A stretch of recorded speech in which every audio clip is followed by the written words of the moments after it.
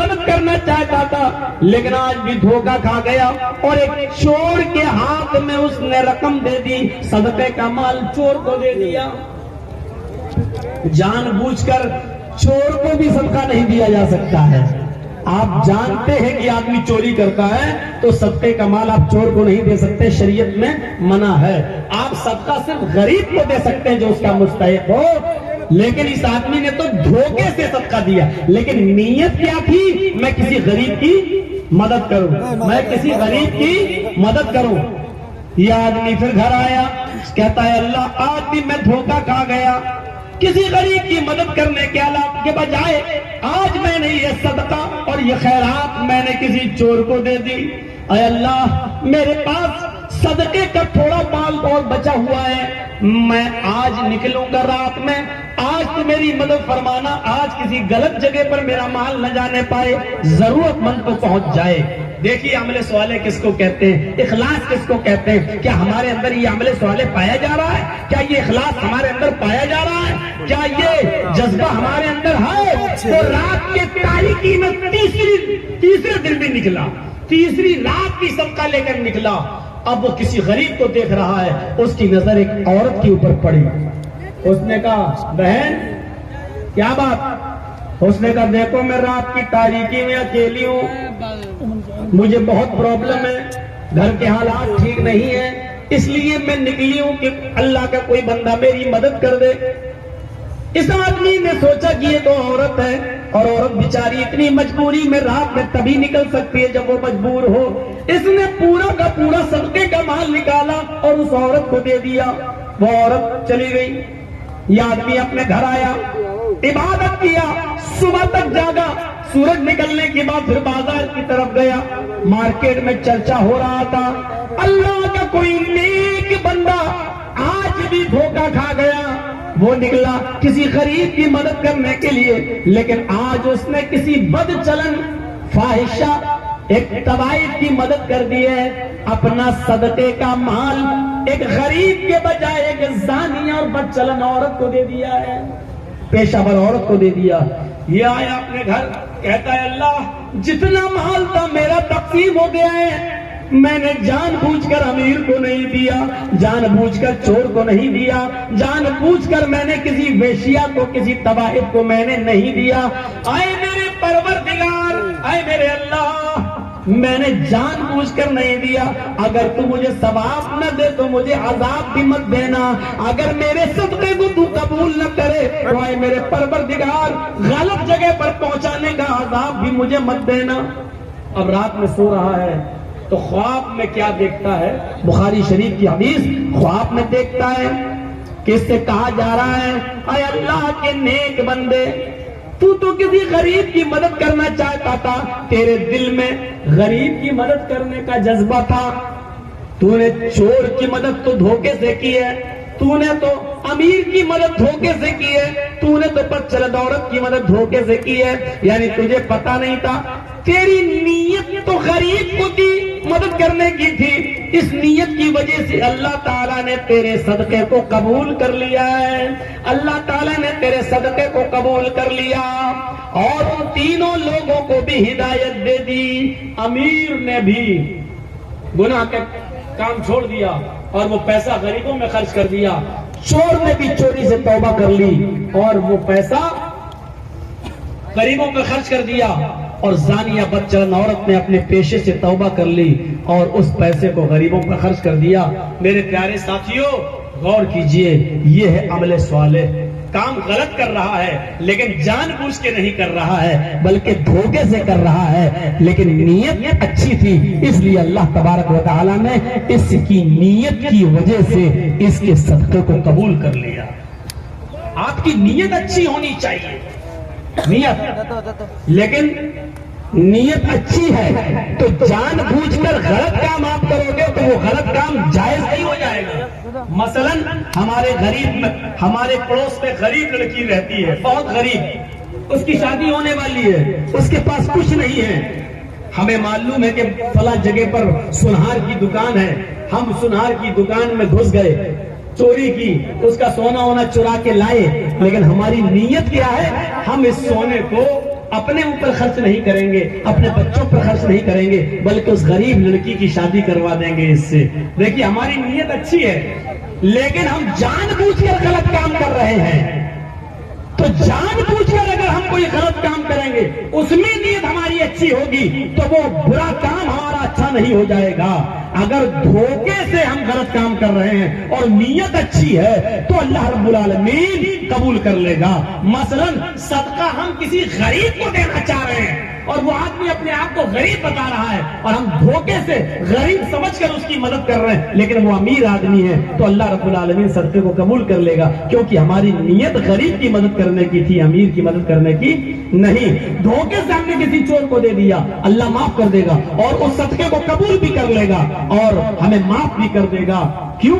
क्योंकि हमारी नीयत चोर को मदद करने की नहीं थी, बल्कि गरीब की मदद करने की थी। तो मेरे भाइयों, अमले स्वाले इसको कहते हैं जो सिर्फ अल्लाह के लिए किया जाए और खालिसतन अल्लाह के लिए किया जाए।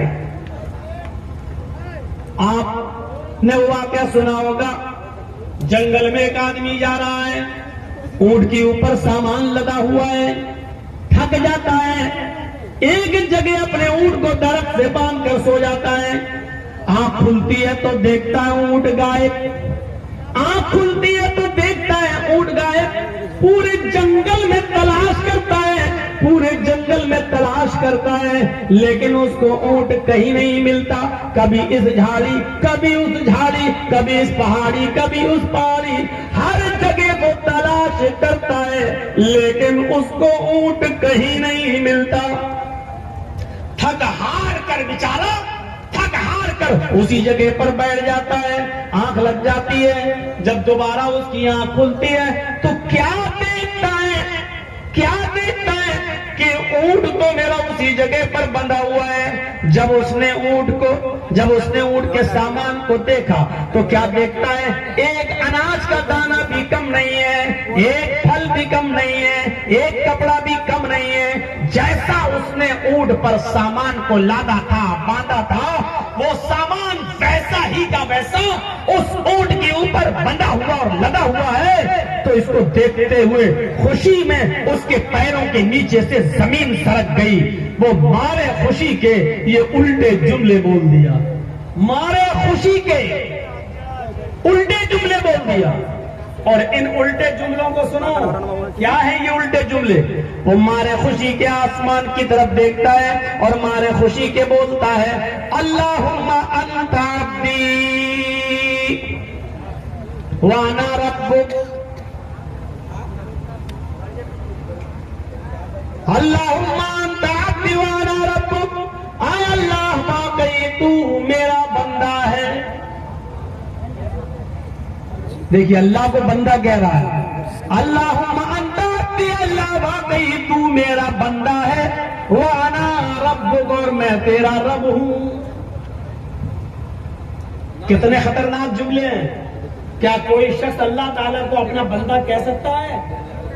ये आदमी उल्टे जुमले बोल गया, वाकई तू मेरा बंदा है और मैं तेरा खुदा, तू मेरा बंदा, मैं तेरा रब। लेकिन अल्लाह मुस्कुरा दिया, उसके ये गुफ्तगू सुनकर मुस्कुरा दिया, जबकि इस आदमी को बर्बाद कर देना चाहिए था, हलाक कर देना चाहिए था। फिरौन ने इससे भी ज्यादा खतरनाक जुमले बोले थे, फिरौन ने इससे भी ज्यादा खतरनाक जुमले बोले थे। क्या कहता था वो? फिरौन इससे ज्यादा खतरनाक जुमले नहीं, ये फिरौन से भी ज्यादा खतरनाक जुमले ये बोला। फिरौन इससे ज्यादा खतरनाक जुमले नहीं बोलता था। फिरौन लोगों से कहता था, अना रब्बुकुमुल आला, मैं तुम्हारा रब हूं। फिरौन ने सिर्फ इतना कहा, मैं तुम्हारा रब हूं, लेकिन अल्लाह से नहीं कहता था, अल्लाह मैं तेरा भी रब हूं। वो अल्लाह से नहीं कहता था। फिरौन सिर्फ इतना कहता था, ए लोगों, मैं तुम्हारा रब हूं, तुम मुझे अपना रब मानो। लेकिन रात में जब वो सोता था और रात में जब वो उठता था तो दुआ मांगता था अल्लाह ही से, कह अल्लाह मुझे लोगों की नजरों में इज्जत वाला बनना था, इसलिए मैं लोगों से कहता हूं कि मैं तुम्हारा रब हूं, लेकिन मेरा रब तो तू ही है। रात में वो अल्लाह ही को पुकारता था, लेकिन लोगों से कहता था कि तुम अपना रब मुझे मानो, कोई अल्लाह नहीं है, मैं तुम्हारा रब हूं, अना रब्बुकुमुल आला। फिरौन ने सिर्फ इतना कहा, अना रब्बुकुमुल आला, मैं तुम्हारा रब हूं। अल्लाह ने फिरौन को कैसे बर्बाद किया? दरियाए नील के अंदर उसको गर्क कर दिया, डुबो दिया। जब उसकी लाश तैरने लगी तो उसकी लाश को निकाल कर समंदर में बाहर फेंक दिया। लोगों ने उसकी लाश को दोबारा समंदर में फेंक कर बहाना चाहा कि समंदर में बह जाए, लेकिन जब फिरौन की लाश को समंदर में डाला गया, समंदर ने उस लाश को निकाल कर बाहर फेंक दिया। उसकी लाश को जमीन में दफनाने की कोशिश की गई, जमीन ने भी फिरौन की लाश को एक्सेप्ट नहीं किया, जमीन ने भी फिरौन की लाश को निकाल कर बाहर फेंक दिया। अल्लाह ताला ने कहा था कि हम फिरौन की लाश की हिफाजत करेंगे, उसको लोगों के लिए निशान इबरत बनाएंगे। आज भी फिरौन की लाश लोगों के लिए निशान इबरत बनी हुई है।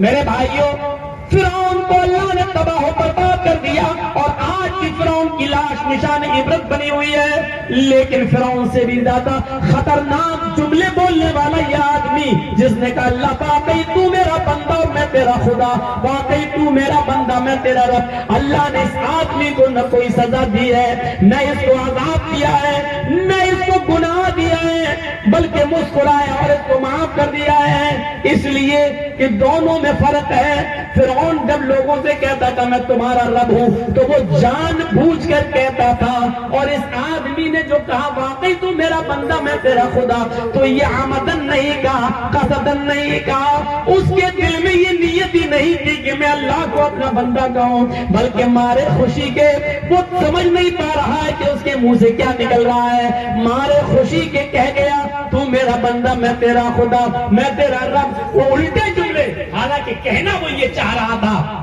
उसके दिल में नीयत ये थी कि वाकई तू मेरा रब है मैं तेरा बंदा, वाकई तू मेरा रब है मैं तेरा बंदा। लेकिन मारे खुशी के उसकी जबान से निकल गया वाकई तू मेरा बंदा और मैं तेरा रब। तो अल्लाह जानता है, फरमाया इसके दिल में मुझे बंदा मानने की नीयत नहीं थी, मैं दिलों के हाल को जानता हूं, ये दिल से मुझे रब मानता है। हाँ, धोखे से उसकी जबान से निकल गया है, जानबूझकर नहीं, अल्लाह ने माफ कर दिया है। देख रहे हैं आप, अगर यही बात जानबूझकर कह दी जाए तो अब ये बताइए, यहां जलसा हो रहा है और हम जानबूझकर शोर कर रहे हैं, तो आमदन हंगामा कर रहे हैं, फिर कसदन लोग ला रहे हैं, उलमा आपको मना कर रहे हैं भाई शोर मत कर, और आप शोर कर रहे हैं। फिर सोचिए आमदन और कसदन है या नहीं। हमें समझना पड़ेगा कि अमले साले क्या है। इतनी सी बात सोचिएगा, इतनी सी बात। एक आदमी को अल्लाह ताला कयामत के दिन बुलाएगा, पूछेगा ए मेरे बंदे बता तूने मेरी राह में क्या किया है, मैंने तो तुझे पूरी जिंदगी दी, तूने क्या किया। वो हंसते हुए आएगा और कहेगा अल्लाह तुझे नहीं मालूम। अल्लाह कहेगा मैं तो सब जानता हूं, लेकिन तेरे मुंह से सुनना, बोल तूने मेरी दी हुई जिंदगी के साथ क्या किया। कहेगा अल्लाह मैंने तेरी जिंदगी को तेरी राह में लुटा दिया, मैं फला फला जंग में गया, लड़ा, कई काफिरों को मारा और फिर मैं मारा गया, काफिरों की तलवार मेरी गर्दन पर लगी और मैं कट गया, तेरी राह में मैं कत्ल किया गया। अल्लाह कहेगा ये फरिश्तो ये झूठ बोल रहा है, आए फरिश्तो ये झूठ बोल रहा है, इसको पकड़ो और इसको जहन्नम के अंदर डाल दो। अब बहस देखिए, बहस। वो आदमी आए कहेगा अल्लाह मैं झूठ बोल रहा हूं, आए अल्लाह क्या मैंने अपने घर और मकान को नहीं छोड़ा था, क्या मैंने अपने बीवी बच्चों को नहीं छोड़ा था, क्या मैंने अपनी बिल्डिंग अपनी प्रॉपर्टी और जमीन और जायदाद को नहीं छोड़ा था, क्या मैं मैदान जंग में नहीं गया था, क्या मैं तलवार नहीं चलाया था, क्या मैं कई काफिरों को मारा न था, क्या काफिरों की तलवार मेरी गर्दन पर नहीं चली थी, क्या मैं उस जंग में मारा नहीं गया। इसके जवाब में अल्लाह क्या कहेगा, इसके जवाब में अल्लाह क्या कहेगा, आए मेरे बंदे ये सच है, आए मेरे बंदे ये सच है कि तू अपने घर से निकला, ये भी सच है कि अपने बीवी बच्चों को छोड़ा, ये भी सच है कि अपनी जमीन और जायदाद को छोड़ा, अपनी प्रॉपर्टी को छोड़ा, ये सच है। जमीन और जायदाद छोड़कर जंग करने गया, सच है। मैदान जंग में पहुंचा, ये भी सच है। आए मेरे बंदे यहां तक सच है कि तू मैदान जंग में लड़ा और कई काफिरों को मारा, ये भी सच है। वो कहेगा अल्लाह फिर मैं भी तो मारा गया। अल्लाह कहेगा ये भी सच है कि काफिरों की तलवार तेरी गर्दन पर लगी और तू मारा गया, ये भी सच है। हाँ तू मारा गया ये सच है, लेकिन मेरी राह में मारा गया ये सच नहीं है। आए मेरे बंदे, तू मेरी राह में कहाँ मारा गया है? तू जब जंग में लड़ रहा था तो तेरे दिल में ये ख्याल आया था कि मैं लड़ूंगा तो लोग मुझे बहुत बड़ा बहादुर कहेंगे। तू सबों को चीरते हुए काफिरों को मारने घुस गया और लड़ रहा था, तलवार चला रहा था। तेरे दिल में ये नीयत थी कि लोग मुझे बहुत बड़ा बहादुर कहें, बहुत बड़ा जंग लड़ने वाला कहें। अरे मेरे बंदे, दुनिया में तू जो चाहता था, तेरे दिल में जो ख्याल आया था, तू जो इज्जत चाहता था वो तो तुझे मिल चुकी। तू जो बहादुरी का टाइटल चाहता था वो तुझे मिल चुका। तूने मेरे लिए जंग थोड़ी लड़ी, तूने तो इसलिए लड़ी कि लोग तुझे बहुत बड़ा बहादुर कहें। बस बहादुरी का टाइटल तुझे मिल चुका दुनिया में। आए फरिश्तों पकड़ो और डाल दो इसको जहन्नम में। उस आदमी को जहन्नम में डाल दिया जाएगा। मेरे भाइयों सुन लो, चाहे कितने जलसे करा लो, चाहे जितने मदरसे खोल लो, चाहे जितनी नमाजें पढ़ लो और रोजे रख लो, लेकिन इखलास देखो आप। उस आदमी ने बीवी छोड़ी, बच्चे छोड़े। बीवी और बच्चों से दूर रहने की तकलीफ क्या होती है, ये उन लोगों से पूछो जो तो या तो सऊदी में है या दुबई में है, या अपने बीवी और बच्चों को छोड़कर बाहर काम कर रहे हैं, या जो जेलों की सलाखों में है। बल्कि जेल की सलाखों वालों से ज्यादा दर्द कोई नहीं समझ सकता, क्योंकि जो सऊदी में है, जो दुबई में है, जो बंबई और दिल्ली में है, वो तो कम से कम रोजाना फोन से बात कर लेंगे, वीडियो कॉल करके अपने हालात बता देंगे। लेकिन जेल में रहने वाले लोगों को तो न तो फोन अलाउ होता है, न मोबाइल अलाउ होता है, न वीडियो कॉल अलाउ होता है, न उनको मोबाइल दिया जाता है।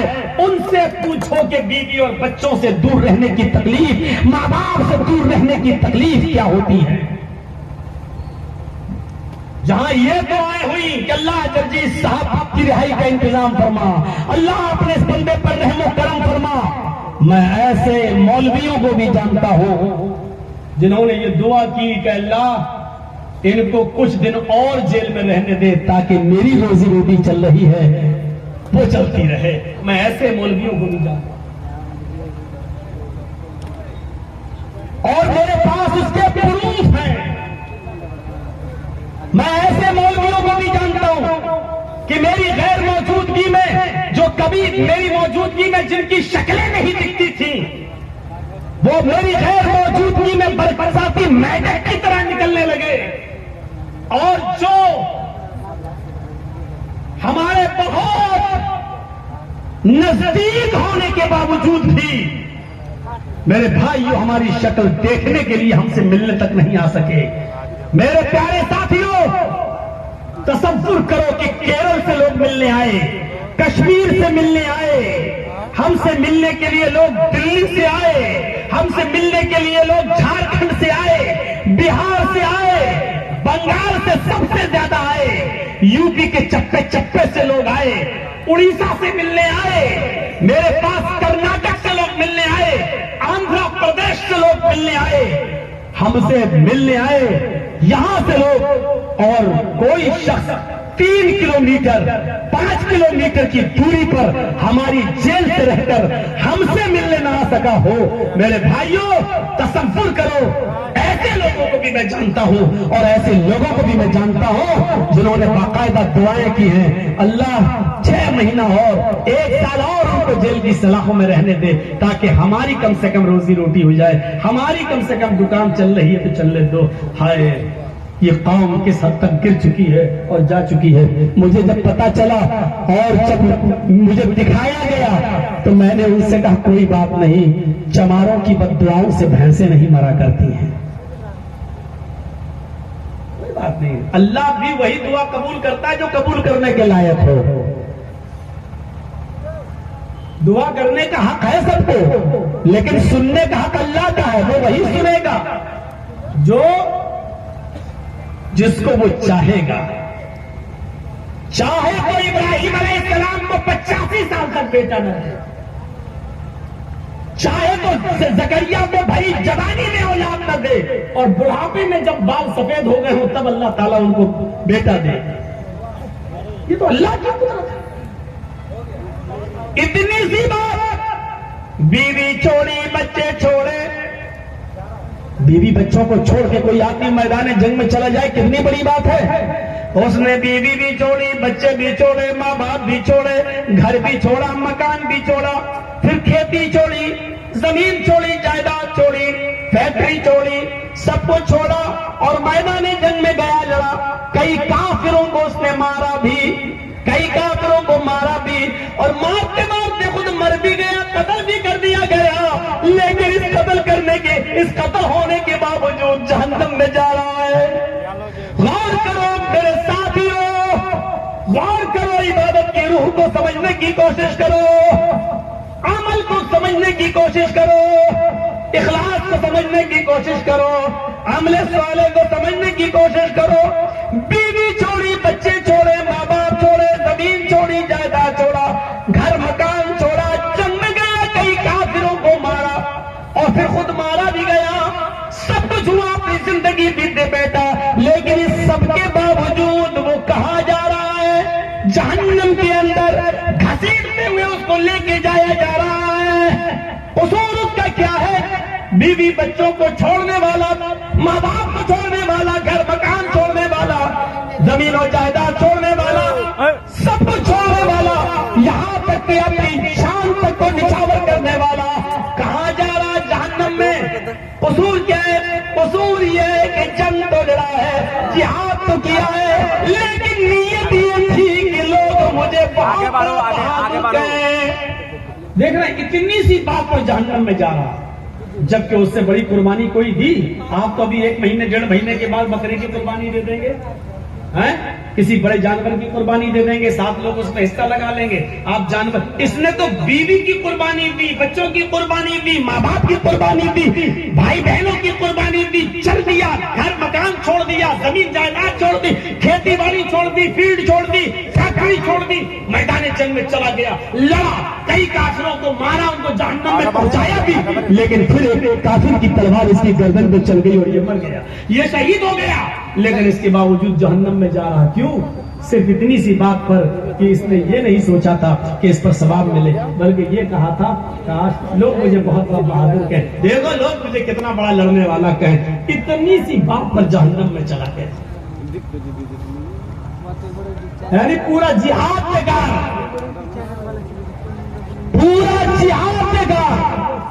कोशिश करिए आप कोई भी इबादत करें, अगर वो इज्तिमाई नहीं है तो अकेले में करें, ज्यादा बेहतर है। मसलन दुआ, बेहतर है कि रात के अंदर तारीकी में रात के उठिए और वुजू बनाइए, और रात के तकरीबन 2 बजे के बाद, 3 बजे के बाद उठिए तो और अच्छा। वुजू बनाइए, 2 रकात नमाज नफिल पढ़िए, 4 पढ़िए, 6 पढ़िए, जितनी इस्तिताअत हो उतनी पढ़िए, और उसके बाद में सजदे में हो तो सजदे में, या वैसे हाथ उठाकर या हाथ छोड़कर, जैसे चाहे आप दुआ मांगिए, अल्लाह रब्बुल आलमीन के सामने गिड़गिड़ाइए। वो दुआ आपकी जो कबूल होगी मेरे भाइयों, वो मौलवी जरजीज के हाथ उठाकर दुआ मांगने से और आपके आमीन आमीन कह देने से मसला हल नहीं हो जाएगा। उस दुआ में जो बरकत होगी वो इसमें नहीं, उस दुआ के अंदर जो तासीर होगी वो इस दुआ में नहीं। उस दुआ को कबूल करने के लिए अल्लाह 7वें आसमान से पहले आसमान पे आ जाता है, अर्श से उतरकर वो पहले आसमान पर आ जाता है और कहता है, मेरा कोई बंदा जो मुझे पुकारे मैं उसकी पुकार को सुनूं, है मेरा कोई बंदा जो मुझे पुकारे, मेरे सामने गिड़गिड़ाए, मैं उसके रोने को सुनूं, मैं उसकी फरियाद सुनूं, मैं उसका दामन भरूं। मेरे भाइयों, ये दुआ होनी चाहिए। इखलास इसी का नाम है कि किसी को पता न चले और आप मांगिए अल्लाह से, गिड़गिड़ाइए अल्लाह से। मैं दिल्ली के उस मदरसे को आज भी जानता हूं, और जब मैं दिल्ली जाता हूं तो उस मदरसे का एक चक्कर जरूर लगाता हूं। जिस मदरसे की बुनियाद एक बहुत बड़े आलिम दीन ने रखी थी, जिस मदरसे की बुनियाद एक बहुत बड़े आलिम दीन ने रखी थी, लेकिन उनका अमल आपको नहीं मालूम। उनका अमल क्या था? नौजवानों सुनो, सुनो और रश करोगे आप। सुनो, आए अपने मोबाइल में मौलाना जर्जीज की सेल्फियां लेने वालों, अपने घरों पर आकर मौलाना की सेल्फियां लेकर अपने यार दोस्तों में शेयर करने वालों और ये जताने वालों कि देखो मैं मौलाना से मिलके आया हूं, देखो मौलाना साहब मेरी दुकान पे आए थे, देखो मौलाना साहब मेरे घर में आए थे। आप अपनी तकब्बुर और अपना घमंड जताने वालों, अपने मोबाइलों में सेल्फियां कैद करने वालों, फोटो को लेने वालों, सुनो, अल्लाह के नेक बंदे किस किस तरीके से बचा करते थे कि लोगों के सामने मेरा चेहरा ना आए। मैं उनके एक बुजुर्ग बेचारे मदरसा चला रहे हैं, बुनियाद रखे हैं, और हाल उनका ये था कि जब रात होती थी ईशा की नमाज पढ़ने के बाद वो चुपके से अपने घर से निकलते थे। मेरे मदरसे में 50 बच्चे पढ़ते हैं, 60 बच्चे पढ़ते हैं, इन बच्चों का गुजर बसर कैसे होगा? किसी के सामने हाथ फैलाने में, ज़कात लेने में शर्म आती थी कि लोग ये न कहें कि देखो 100 रुपया चंदा मिलता, 50 खा लेता होगा, 50 बच्चों पे खर्च करता है। इस तंज से बचने के लिए वो ज़कात वसूल नहीं करते थे, चंदा नहीं करते थे। लेकिन इस मदरसे के बच्चों को कैसे पाला जाए, उनके खाने पीने का इंतजाम कैसे हो, इसके लिए वो रात की तारीकी में इशा की नमाज के बाद वो घर से निकलते थे और स्टेशन पे चले जाया करते थे, प्लेटफॉर्म पे चले जाया करते थे। उस वक्त ट्रेनें कोयले के इंजन से चला करती थी, बिजली के तार से नहीं, इलेक्ट्रिक इंजन नहीं थे, कोयले वाले इंजन हुआ करते थे। मेरे भाइयों, उस वक्त वो स्टेशन पे जाया करते थे और कुलीगिरी का काम किया करते थे। लोगों का सामान उठाकर अपने सर पर लादते थे और उनको बाहर तक छोड़ने जाते थे। पूरी रात को जो कमाते थे, सुबह होकर वो अपने मदरसे के बच्चों पर वो कमाई खर्च करते थे।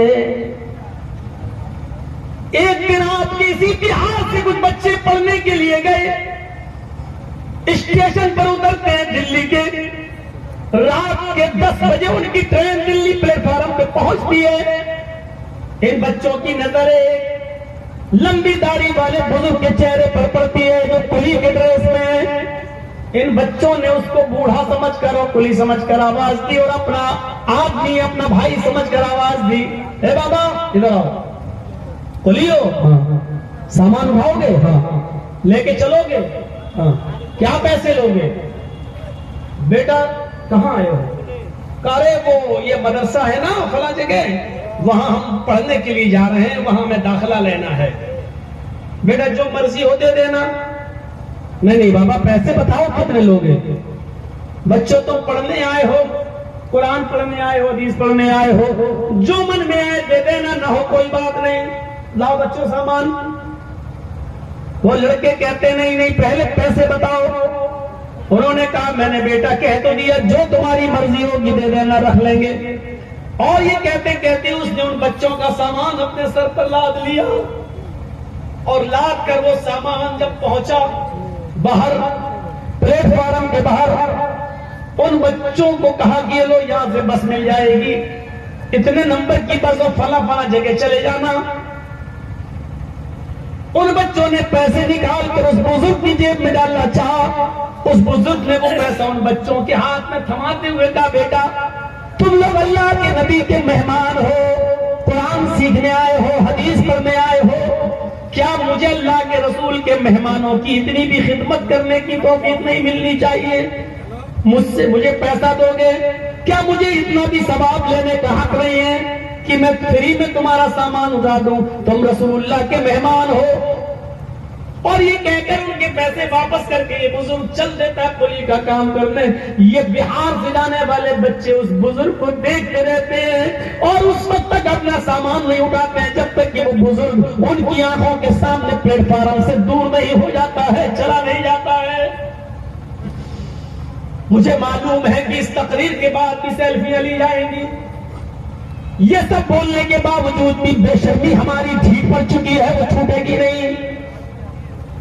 ऐसा दर्द भरा वाकया सुनाने के बाद भी हमारे दिलों में ये बात उतरेगी और हमारे आंखों से आंसू बहेंगे, लेकिन तकरीर खत्म होते ही हम चिकने भरे हैं, हम वही करेंगे जो हमारे बाप दादा करते चले आए हैं। नहीं मानेंगे हम तो वो इंसान ही नहीं, कुत्ते की वो दुम है जो 12 साल भी नल के पाइप में रखा जाए, उसके बाद निकालो तो टेढ़ी निकलेगी, वो सीधी नहीं हो सकती है। हम बिल्कुल उस तुम की तरह हो चुके हैं, हम टेढ़ ही रहेंगे, हम सुधरेंगे नहीं। मौलाना जर्जी साहब, आप यहाँ आओ ना आओ क्या फर्क पड़ता है, आप नहीं आएंगे दूसरे आएंगे। आपकी स्टाइल में तकरीरें करने वाले अब तो बेशुमार पैदा हो चुके हैं, हम उनसे भी काम ले लेंगे। हाँ हाँ लीजिए, हम शौक से कहते हैं कि अब हमें बख्शिए मेरे भाइयों, अब हम इतनी जिद बर्दाश्त नहीं कर पाएंगे। अब हमारी उम्र वो नहीं जो कभी 18 और 20 साल हुआ करती थी, हम भी अपनी उम्र के अब 45 साल क्रॉस कर चुके हैं। अब धीरे धीरे हम 2 घंटे से पौने 2 घंटे और 1.5 घंटे की तरफ आ रहे हैं। अब एक दो बीमारियां हमारे जन्म लेना शुरू कर रही है मेरे प्यारे साथियों। अब धीरे धीरे कुछ दिनों के बाद सदारत की कुर्सी पर आएंगे और 5 मिनट के लिए बोल के निकल जाएंगे, इसलिए कि यही जिंदगी का नियम है, यही जिंदगी का उसूल है, जो आया है उसको जाना है। हमारा असली घर ये नहीं, असली घर वो है, और उस घर के लिए हमें और आपको तैयारी करना है। जर्जी साहब, तुम्हें बहुत इज्जत मिल चुकी है, तुमने अपनी जिंदगी के अंदर बहुत इज्जत के नमूने देख लिए हैं, लेकिन अब इज्जत के बाद तुम बुढ़ापे में भी जाओगे। अब दूसरी कौम आएगी और दूसरी नस्लें आएंगी और दूसरे लोग इसको अब इस मसलक को जिंदा रखेंगे। ये दुनिया का उसूल है, ये दुनिया का ज़ाब्ता है, हम आए हैं तो यहाँ से जाना भी है। कुल्लु नफ्सिन ज़ाइक़तुल मौत, हर नफ्स को मौत का मजा चखना है। वैनमा तकूनु युद्रिकुमुल मौत वलौ कुंतुम फी बुरूजिन मुशय्यदा, मौत तुम्हें उधर भी आ जाएगी जहां तुम छिपना चाहते हो, चाहे तुम बड़े बड़े किलों में चले जाओ, बड़े बड़े सुतूनों में छुप जाओ, जमीन के गहराइयों में चले जाओ, मेरे भाई के बंकरों में छुप जाओ, कहीं भी चले जाओ, मौत तुम्हें उधर भी आ पकड़ेगी, मौत तुम्हें उधर भी आ पकड़ेगी। अंतरिक्ष में जाने वाला, चांद के बाद मरीख का सफर करने वाला,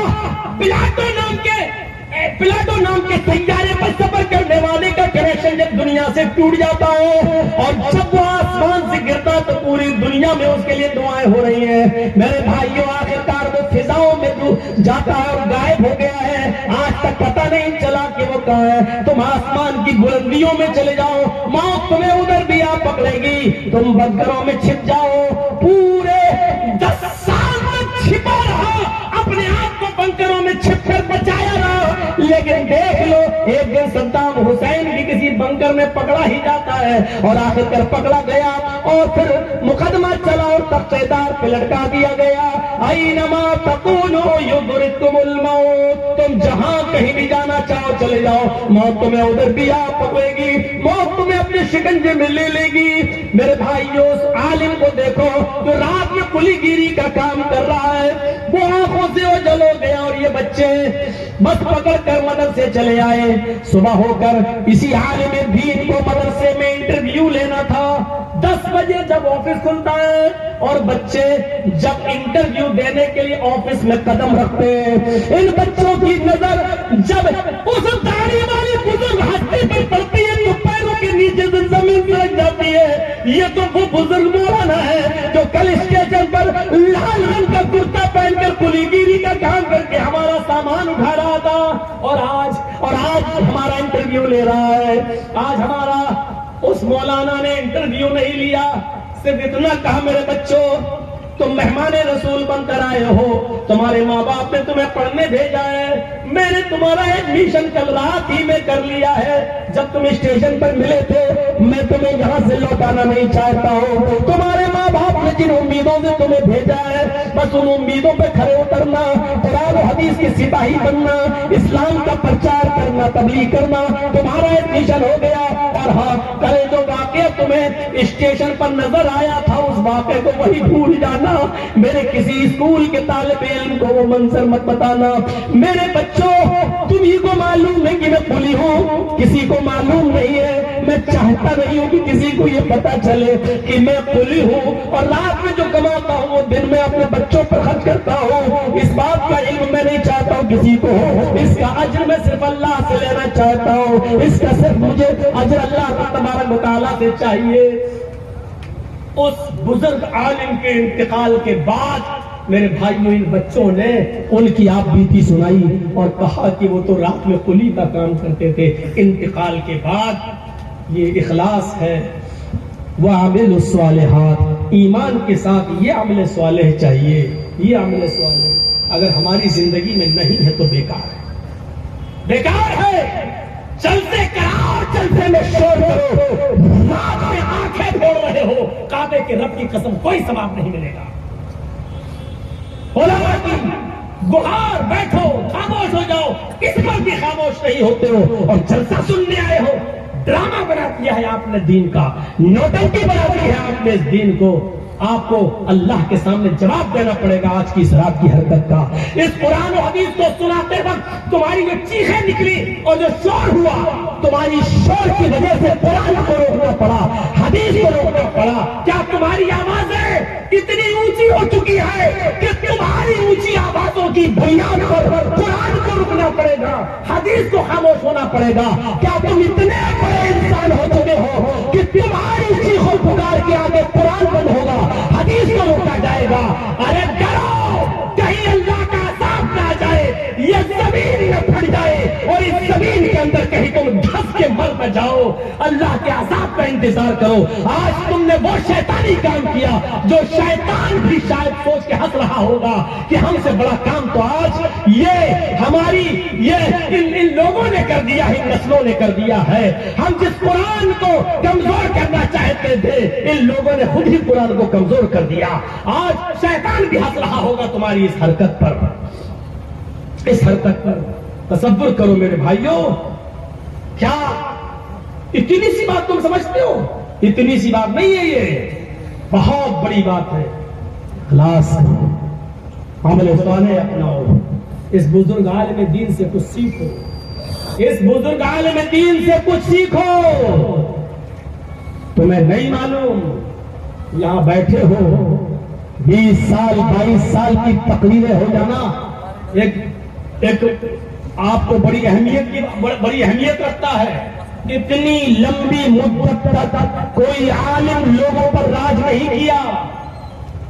मैं घमंड नहीं कर रहा हूं, अल्लाह घमंड से बचाए। कोई 2 साल चला, कोई 4 साल चला, कोई 5 साल सुना गया, लेकिन 22 साल के बाद भी हल में मजीद आज भी कई जगहों के लोग हमसे मिल रहे हैं और प्रोग्राम लेने के लिए आ रहे हैं, और आए और इसी बिहार और कटिहार की सरजमीन के लिए आए। क्या ये मकबूलियत नहीं? इतनी लंबी मुद्दत तक किसी का चलना और किसी का सुना जाना ये बहुत बड़ी बात है। लेकिन मैं आपसे ये सवाल करना चाहता हूं कि इतनी लंबी मुद्दत तक आपने मौलवी जर्जीस को सुना, 22 साल सुना, 24 साल सुना। मुझे ये बता दो कि 24 साल की इस लंबी जिंदगी में आपके अंदर तगय्युर क्या आया, आपके अंदर तब्दीली क्या आई, आपके अंदर चेंजिंग क्या आई, आपके अंदर इस्लाह कितनी हुई, आपने कितने परसेंट आपकी जिंदगी में इस्लाम आया? जरा इस सवाल का जवाब मुझे दे दो, इस सवाल का जवाब। आप 22 साल पहले भी वही थे, आज भी वही। जो जहालत पहले थी वो आज भी है। कर्नाटक के जलसे देखो, आपसे ज्यादा भीड़ थी कर्नाटक में, लेकिन मजाल की कोई चोरिया भी पर मार जाए, मजाल की कोई मौलाना जर्जीस के पास चलाए, आने का रास्ता अलग, जाने का रास्ता अलग, वही लाए वहीं से ले गए। किसने कहा कि जलसा खत्म करने के बाद मुसाफा करो? कौन कहता है कि मुसाफा करने से तुम्हारे गुनाह ढल जाएंगे और तुम जन्नत में चले जाओगे? कौन सी हदीस में लिखा है कि जलसा खत्म हो टूट पड़ो? ये सारी बातें जिहालत पर मबनी है। जो बातें कही गई अब उस पर अमल करो, जो कहने वाला था उसको भी आराम करने दो। आप भी आराम करो, मस्जिदों में जाओ, वुजू करो और नमाज पढ़ो। ये होना चाहिए। 20 साल और 22 साल के बाद बताइए, मैंने सिर्फ एक चीज देखी है, बिहार की सरजमीन पर अगर बढ़े हैं कोई चीज तो सिर्फ मदरसे बढ़े हैं, मदरसों में इजाफा हुआ है। लेकिन जहेज जो पहले था वो आज भी है, बल्कि उससे भी ज्यादा बढ़ गया है, उसमें कमी नहीं आई। क्यों नहीं आती कमी? मदरसे खुल जाते हैं, मदरसे की कमेटी बन जाती है, जहेज को रोकने के लिए कमेटी क्यों नहीं बनती? और याद रखो मेरी बात को नोट कर लेना, और यूपी से सीख लो, सबक हासिल कर लो कि कई हजार नहीं, कई लाख लड़कियां ऐसी है मुसलमानों में जिन्होंने कोर्ट अदालतों में एप्लीकेशन दे रखी है कि मैं अपनी मर्जी से गैर मुस्लिम लड़के के साथ शादी कर रही हूं। हो सकता है कि जब मैं शादी करूं तो मेरे बाप और मेरे भाइयों को एतराज हो, लिहाजा उस वक्त न मेरे बाप की सुनी जाए न मेरे भाइयों की सुनी जाए, उस वक्त सिर्फ मेरी सुनी जाए। मैं अपनी मर्जी से ये एप्लीकेशन दे रही हूं और फला फला गैर मुस्लिम लड़के के साथ मैं अपनी मर्जी से शादी करने के लिए तैयार हूं। मेरी शादी फला फला मंदिर में होगी, हिंदू रस्म रवाज और रीति के मुताबिक होगी, मेरे नाम में सिंदूर भरा जाए। ये कोर्ट में एप्लीकेशन दे दी गई है। अब बैठ जाइए भाई, थोड़ा सा 10 मिनट हमें और दे दीजिए। ये एप्लीकेशन दी जा चुकी है। ये मत सोचिएगा मौलाना जर्जी साहब जेल से छूटने के बाद थोड़ा सा नर्म हो जाएंगे। नरमी तो हमने कभी सीखी ही नहीं, समझौते तो हमने कभी किए ही नहीं। हाँ, जिन चीजों से परेशानी थी उस पर मैंने बैंड लगा दिया, उस पर मैंने रोक लगा दी, और अब हमारे पास आखिरी रास्ता है। बस 5.5 महीने में मैंने बहुत कुछ सीख लिया है जेल के अंदर रहकर भी। अगर आप मेरी इजाजत के बगैर उल्टे सीधे थंबल बनाएंगे तो आपके ऊपर कौन सी धारा में और कहां से केस दायर किया जा सकता है, किसी की इज्जत नफ्स से खेलने की क्या सजा हो सकती है, ये फिर मैं कदम उठाने पर मजबूर हो जाऊंगा। क्योंकि जो चीज मैं बोलूं नहीं वो आपने, जो चीज मैं मना करूं वही आप दें, ये चीज हमसे बर्दाश्त नहीं होगी, ये चीज हमसे बर्दाश्त नहीं होगी। इसलिए मैं कहता हूं कि अभी भी चोरी चोरी और छुप छुप कर कुछ लोग अभी भी अपने अपने चैनलों पर तकरीरें मेरी इधर से उधर से लाकर डाल रहे हैं। मैं देखता हूं चैनलों को, नजरअंदाज कर जाता हूं। जिस दिन देखूंगा कि खतरनाक चीज पड़ी हुई है और कुव्वते बर्दाश्त से जवाब दे देगी, तो याद रखना जो मकान आपके बने हैं इस कमाई से, उस मकान के बिकने तक की नौबत आ जाएगी। क्राइम ब्रांच कितने सख्त केस में और कितनी सख्त धारा में ये मुकदमा दर्ज करता है, इसका एहसास अभी आपको नहीं मालूम। इज्जत नफ्स से बड़ी कोई चीज नहीं होती। मौलाना ने मोदी को ललकारा, ये हेडिंग देंगे आप? मौलाना ने हिंदू धर्म की अर्थी उठाई, ये हेडिंग देंगे आप? मौलाना को हुआ एक लड़की से प्यार, ये हेडिंग देंगे आप? मौलाना से मिलने आई एक लड़की, ये हेडिंग देंगे आप?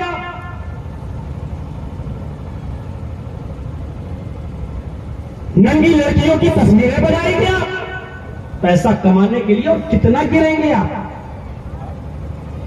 इन लड़कियों ने एप्लीकेशनें दे रखी हैं और बिहार वालों सबक सीख लो यूपी के लोगों से। सरकारें बदलने में टाइम नहीं लगता। देख लीजिए, अभी 1 साल पहले कौन सी सरकार थी, अब कौन सी आ गई। पहले क्या था, अब क्या है। और ये ऐसी चीज है कि कल ये नहीं रहेगी, कल फिर कुछ और। 2024 के इलेक्शन को किस तरफ ले जाने की कोशिश की जा रही है। मौलाना जर्जीस कुछ नहीं बेचते। उनकी हैसियत क्या, जब राहुल गांधी जैसी शख्सियत को 2 साल की सजा सुनाई जा सकती हो, आजम खान को 3 साल की सजा सुनाकर उनकी सदस्यता और सांसदी खत्म की जा सकती हो, उनकी एमएलए की मेंबरशिप खत्म की जा सकती हो। दिन दहाड़े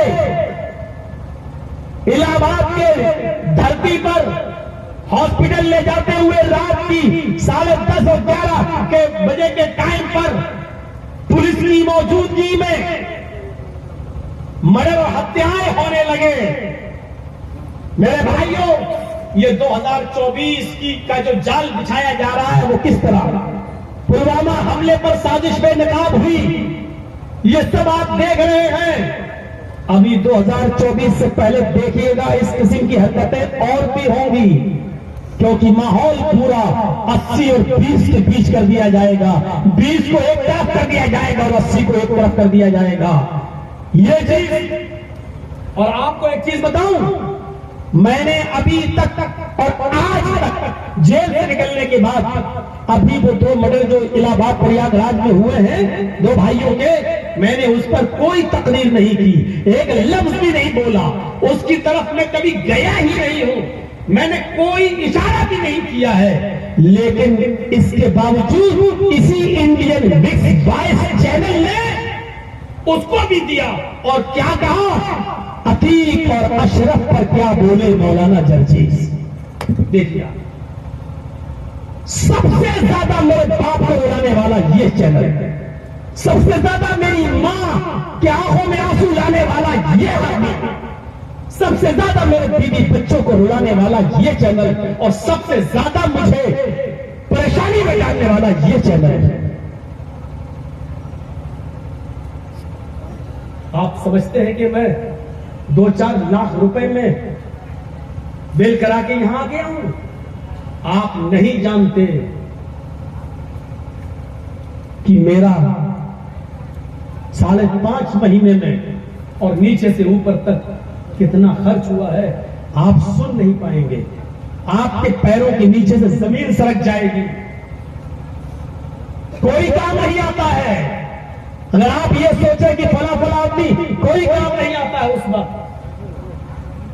उस वक्त लोग ये कहते हैं समझाता था ना बोले ऐसा, क्यों बोलता था, आज मर रहा मरो, तो मैं समझाता था ऐसा। तुमने तो 1-2 लाख रुपया कमा लिया मौलाना जर्जीस की तकरीर से, लेकिन मौलाना जर्जीस को आपने कहां पहुंचा दिया है कि आप नहीं समझ पाए। ऐसा नहीं हो सकता आपको। अगर शर्म है इंडियन मिक्स वॉइस चैनल के मालिक तुझे, तो चुल्लू भर पानी में डूब के मर जाओ। किसी नौजत तक और किसी स्टेज तक तूने मुझे पहुंचाया है, लेकिन इसके बावजूद तुझे शर्म नहीं आई। और अभी हफ्ते पहले फिर तूने दिया। मौलाना क्या बोले अशीफ और अतीक और अशरफ के मर्डर पर मौलाना जर्जीस, जब मैंने आवाज ही नहीं खोली है, एक लफ्ज तकरीर भी नहीं की है, और तूने फिर वही हरकत शुरू कर दी है। तू समझ नहीं रहा है, तेरे ऊपर एक केस कर दो तो तू कहां चला जाएगा। तू अपने, तेरा बाप रोता हुआ मेरे पास आएगा, तेरी मां मेरे कदमों पे गिड़गिड़ाएगी और रोएगी। मैं नहीं चाहता हूं कि जो दिन मुझे देखना पड़े, तेरी बीवी तुझ रोए, तेरे बच्चे रोए, तू रोए और तेरा बाप रोए। मैं नहीं चाहता हूं कि मैं तुझे उस नौयत तक पहुंचाऊं, लेकिन अगर तूने मुझे मजबूर किया तो मैं किसी भी हद तक जा सकता हूं, किसी भी हद तक जा सकता हूं। मैं बरसरेआम इस ऐलान को कर रहा हूं, वहां तक पहुंच जानी चाहिए मेरी बात। मैं किसी भी हद तक जा सकता हूं। तूने जितना कमाया, तेरा घर मकान जमीन और जायदाद सब बिक सकता है। जब मौलवी जर्जीस का तू बिकवा सकता है, तो मौलवी जर्जीस भी किसी हद तक जा सकता है। मेरे भाइयों, जहेज की लानत को मुआशरे से खत्म करवा दीजिए। और अगर आप नहीं करवाएंगे तो तैयार रहिए, आपकी बेटियां गैर मुस्लिमों के साथ निकाह करेंगी, क्योंकि वहां मंसूबे हो चुके हैं। इनसे प्यार करो, इनको लाओ, बगैर दहेज के शादी करो, मंदिर में फेरे लगवाओ, सिंदूर लगवाओ और 2-4 बच्चे इनसे पैदा करके बच्चों को अपने पास रख लो और उनको घर से धक्के देके भगा दो। आप क्या समझते हैं कि आपकी बेटी उनकी घर की बहू बन जाएगी तो वो अपना लेंगे? आप ये समझते हैं? गलत सोचते हैं।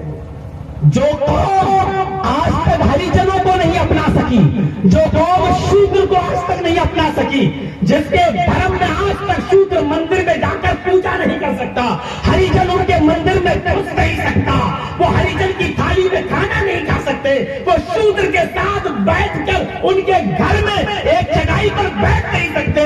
आप क्या समझते हैं कि वो आपकी बेटी को अपने घर की बहू बना लेंगे और वो आपकी बेटी के मरने के बाद उसके शमशान घाट में आपकी बेटी का क्रियाक्रम होगा? गलत समझ रहे हैं आप, गलत सोच रहे हैं आप। आपकी बच्ची को 2-4 बच्चों की अम्मा बनाकर बच्चों को रोककर आपकी बेटी को घर से बाहर निकाल दिया जाएगा। अब जब आपकी बेटी एक गैर मुस्लिम लड़के से जब भागकर शादी करेगी तो बाप उसको घर से निकालेगा। कौम की नजरों से बचने के लिए, कौम में अपनी इज्जत बचाने के लिए कहेगा कि मेरी बेटी मेरे लिए मर चुकी है, और उधर 2-4 बच्चे पैदा करने के बाद उधर से आपकी बेटी भगाई जाएगी। अब आपकी बेटी के पास 2 रास्ते रहेंगे बस, only 2 option for your daughters. आपकी बेटियों के लिए सिर्फ 2 ऑप्शन है बस, बाकी कोई ऑप्शन नहीं बचेगा। आप अपने घर में रखेंगे नहीं, वो अपने शमशान घाट में जलाएंगे नहीं, आपकी बेटी को निकाल दिया जाएगा। आपकी बेटी के पास 2 ऑप्शन है, या तो मिट्टी का तेल डालकर अपने आप को आग लगा के मार डाले, खुदकुशी कर ले, या किसी तबाह के चकले पर जाकर अपने आप को बेच दे और लोगों के जिस्म की आग को बुझाकर धंधे पर बैठ जाए और कमाने वाली बन जाए। मैं आपको इस खबर से बाखबर कर रहा हूं, मैं आपको आने वाली इस चेतावनी से बाखबर कर रहा हूं, मैं आपको आने वाली इस चिता से बाखबर कर रहा हूं। हमारी बेटियां जितनी तेजी के साथ गैर मुस्लिमों के साथ भागने पर राजी हैं और जाने को तैयार है, वो आप नहीं समझ रहे हैं, और उन्होंने जो मंसूबे बना रखे वो आप नहीं समझ रहे हैं। बेहतर है समाज के लोग उठें और अपनी बच्चियों की शादियां जल्दी करें, और समाज में ऐसे लोग तैयार हों जो बगैर जहेज के शादियां अपने बेटों की करें। आओ, हमारी बेटियां कहीं गैर मुस्लिमों के साथ न भाग जाएं, जहेज न होने की वजह से कहीं गैर मुस्लिमों के साथ निकाह न कर लें। ये चीज आप अपने अंदर लाइए। समाज के लोगों, आए समाज के चौधरियों, आए समाज के ठेकेदारों, आए समाज के प्रधानों, आए समाज के कारसेवकों, अगर तुम्हें इन बच्चियों की इज्जत और नामूस की फिक्र है तो इनकी शादी का इंतजाम करो, इनका जल्द से जल्द निकाह करवाओ और इनका घर बसवाओ, वरना मेरी दूरस्थ निगाहें देख रही हैं हमारी लड़कियां गैर मुस्लिमों के घरों की बहुएं बनाई जाने वाली हैं। 2-4 बच्चों के पैदा होने के बाद उनको घरों से निकाला जाएगा, उनको निकाला जाएगा। जो कौम आज तक अपने शूद्रों को इंसाफ नहीं दे सकी, अपने हरिजनों को इंसाफ नहीं दे सकी, वो आपकी बेटियों को अपनाएगी। ये तसव्वुर भी मत करना, ये गलतफहमी भी अपने दिमागों में मत पालना। अब वही चैनल वाले यहाँ होते और ये तकरीर होती हमारी, तो बताओ क्या होता?